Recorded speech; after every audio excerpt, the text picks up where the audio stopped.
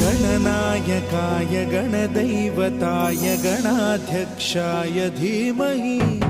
गुणशरीराय गुणमण्डिताय गुणेशानाय धीमहि